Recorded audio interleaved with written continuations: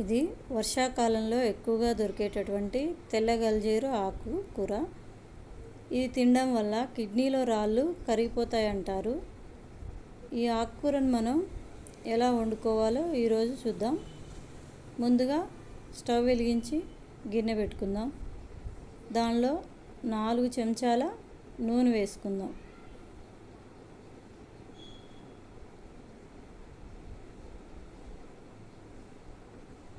ఈ నూనె వేడయ్యాక 2 ఎండుమిర్చి తీసుకొని తుంచి ఆ నూనెలో వేసుకుందాం.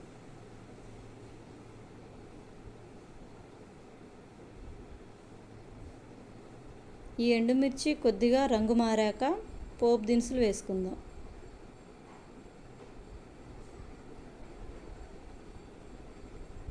ఈ పోపు దినుసులు కొద్దిగా చిటపట్లాడాక మనం ముందుగా తుంచి శుభ్రం చేసుకున్నటువంటి ఆకుకూర వేసుకుందాం.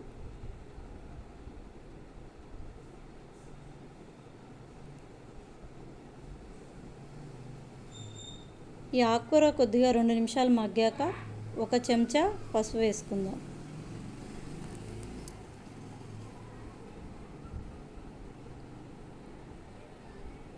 ఈ పసుపు వేసాక మరికొద్దిసేపు మగ్గనిద్దాం.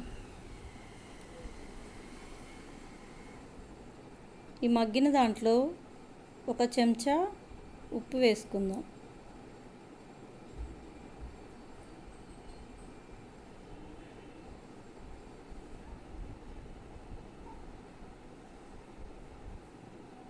ఉప్పు వేసాక మరికొద్దిసేపు మగ్గనిచ్చి 1 చెంచా కారం వేసుకుందాం.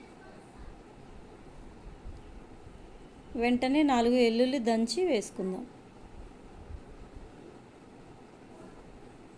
ఇలా మరికొద్దిసేపు మగ్గిన తర్వాత దానిలో కొద్దిగా నువ్వుల పొడి వేసుకుందాం.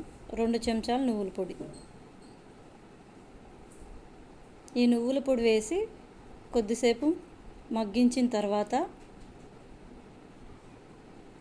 1 చెంచా ధనియాల పొడి వేసి మరికొద్దిసేపు మగ్గనిద్దాం.